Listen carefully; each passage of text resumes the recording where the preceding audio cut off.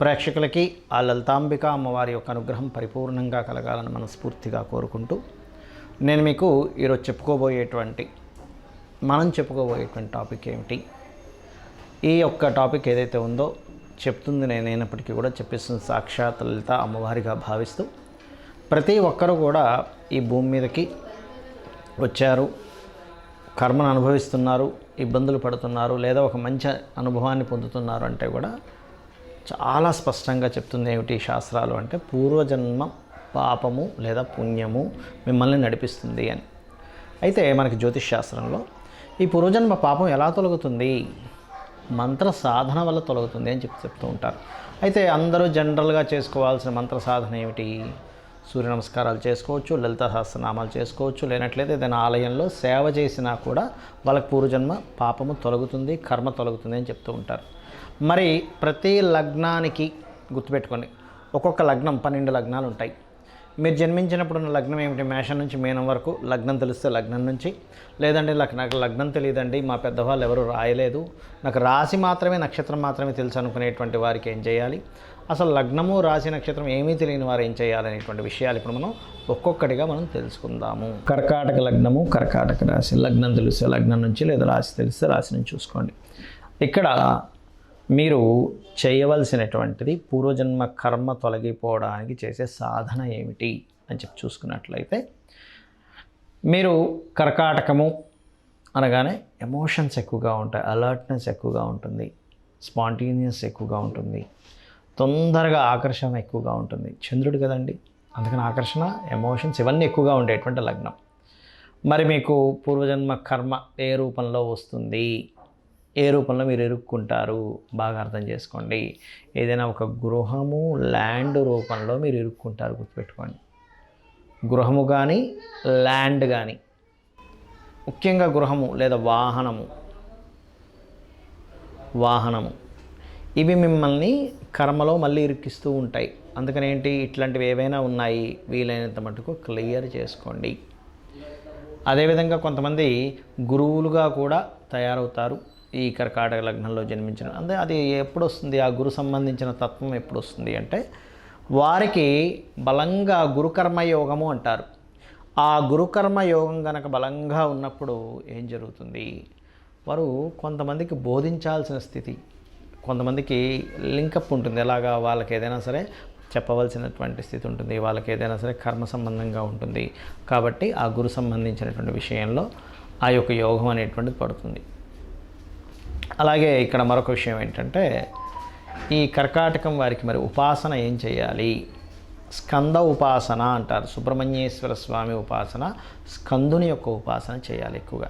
మీరు ఎంత స్కందుని ఉపాసన చేస్తే అంత బాగుండు. ఉపాసన అంటే ఏమిటి? కేవలం పూజ చేయడం కాదు, మనం చేసే ప్రతీదీ కూడా ఆ యొక్క సుబ్రహ్మణ్యేశ్వర స్వామికి అర్పిస్తూ చేయడం. నీళ్ళు తాగుతున్నాం, గ్లాస్ తీసుకున్నాం, అబ్బా స్వామి అని తలుచుకొని తాగడం. అన్నం తింటున్నాము, ఒకరికి రూపాయి ఇస్తున్నాము, రూపాయి వస్తుంది, ఒక దగ్గరికి ప్రయాణం చేస్తున్నాము, ఒక గొప్ప వ్యక్తిని కలుస్తున్నాం అంటే అంతా సుబ్రహ్మణ్యేశ్వర స్వామి ద్వారానే నాకు జరుగుతుందని కంప్లీట్గా ఆ దీంట్లో ఉండండి. మీ పూర్వజన్మ కర్మ ఏదైతే ఉందో మిమ్మల్ని వచ్చి చేరుకొని మిమ్మల్ని ఇబ్బంది పెట్టకుండా అతను ఒక రక్షణ కవచంలాగా నిలబడతారు. ఆ శక్తి అతనంటే ఇక్కడ ఏంటంటే, మీరు బాగా అర్థం చేసుకోండి, ఏదైనా మనం ఒక దేవతా ఉపాసన చేస్తున్నాము అంటే ఆ ఎనర్జీ వచ్చి రక్షణ కవచంగా ఉంటుంది, గుర్తుపెట్టుకోండి. ఆ ఎనర్జీ వచ్చి బాగా అర్థం చేసుకోండి. ఆ రకంగా ఇక్కడ ఈ సుబ్రహ్మణ్యేశ్వర స్వామి ఆరాధన. రెండవది, మీరు తీపి పదార్థాలు ఏవైనా సరే గోవుకు పెట్టండి. మీరు గోవుకి తీపి పదార్థాలు ఎంత పెడుతూ ఉంటే అంత బాగుంటుంది, గుర్తుపెట్టుకోండి. అదేవిధంగా వీలైతే కనుక మీ లైఫ్లో తీపి పదార్థాలని మీరు తినడం కంటే కూడా పంచడం ఎక్కువగా చేయండి. తినడం తగ్గించండి, పంచడం ఎక్కువగా చేస్తూ ఉండండి. మీరు చూస్తారు మీ లైఫ్లో ఎంత కర్మ సంబంధించినప్పుడు ఎంత బాగుంటుందో చూస్తూ ఉంటారు. అదేవిధంగా మీరు ఈ మోపీదేవి, లేనట్లయితే మనకి స్కందుడికి సంబంధించినటువంటిది, సర్ప సంబంధించినటువంటివి ఏవైతే క్షేత్రాలు ఉంటాయో ఆ క్షేత్ర దర్శనములు ఎక్కువగా చేసుకుంటూ ఉండండి. అదేవిధంగా ముఖ్యంగా ఇక్కడ కుటుంబ సభ్యులలో లేదా ఫ్రెండ్స్లో, లేకపోతే ఏదైనా ఒక ఆహ్లాదకరమైన ప్రదేశాలకు వెళ్ళినప్పుడు స్త్రీ మూలకంగా మీ కర్మ కనెక్ట్ అవుతుంది అక్కడ. అంటే మీ పాస్ట్ లైఫ్లో ఉండేటువంటి కర్మ ఏదైతే ఉందో అక్కడ యాక్టివేషనే మళ్ళీ ఇరుక్కుంటుంటారు.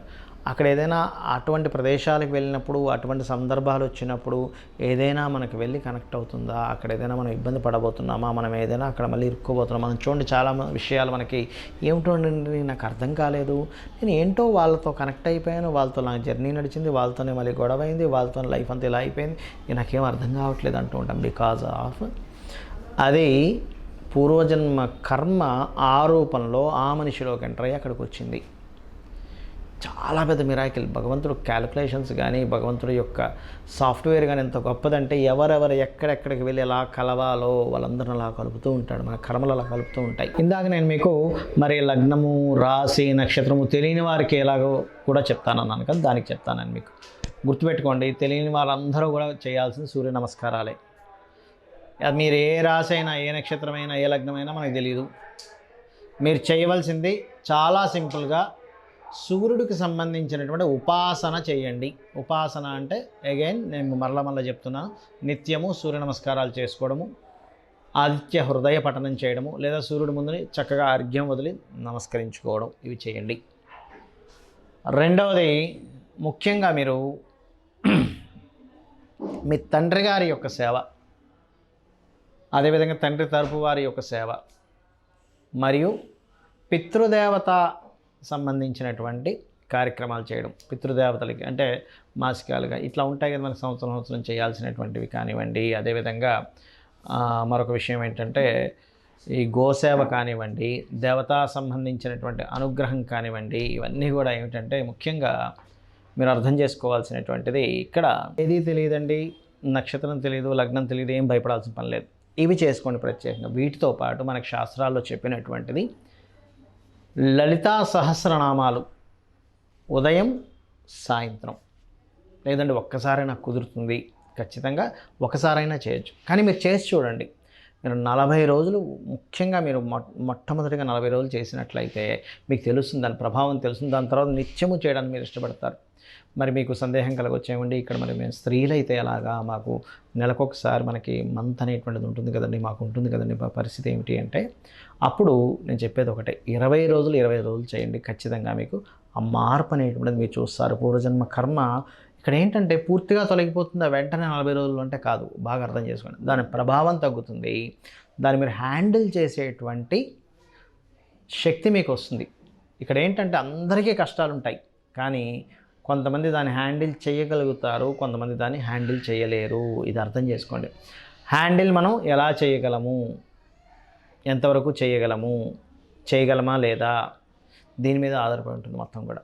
అదేవిధంగా మరొక విషయం ఏంటంటే, ఇక్కడ చాలామందికి కొన్ని విషయాలు తెలియవు. ఎంతసేపు ఏలినాటి శని ఉంది అందుకే నాకు ఇలా అవుతుందేమో, లేదా అర్ధాష్టమ శని ఉంది, అష్టమ శని ఉంది, లేకపోతే నాకు సర్పదోషం ఉంది, కాలసర్పదోషం ఉంది, ఇంకోటేదో పితృదోషం ఉందనో, లేకపోతే ఇంకోటేదో పలానా ఆశ్లేష బలి చేయించుకోవాలనో, ఇవన్నీ ఉంటాయి, ఉండవని కాదు. కానీ కేవలం దీనివల్లే నా లైఫ్ మొత్తం రూల్ చేస్తుంది, ఇంకా నాకు ఇంకేమీ ఇది లేదనుకుంటారు. కాదు, మీరు గుర్తుపెట్టుకోవాల్సిన అంశం ఏమిటి అంటే మీ పూర్వజన్మ కర్మ.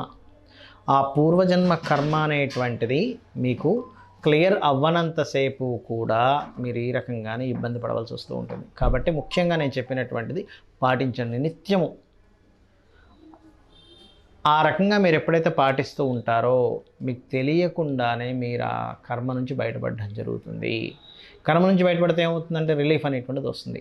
ఆటంకాలు జరుగుతుంటాయి, మనం ఏ పని చేయాలన్నా ఆటంకాలు, ఏం చేసినా లాస్ వస్తుంది, ఏది పట్టుకున్నా సరే ఇబ్బంది అవుతుంది, ప్రతి ఒక్కరితో గొడవలు అవుతున్నాయి. ఇవన్నీ కూడా ఏంటి, రుణ రోగ శత్రువులు. రుణము, రోగము, శత్రువులు, వీటి నుంచి మీరు బయటపడగలుగుతారు. మీరందరూ ఆ లలితాంబిక అమ్మవారి యొక్క అనుగ్రహంతో బయటపడాలని మనస్ఫూర్తిగా కోరుకుంటూ శ్రీమాత్రే నమః.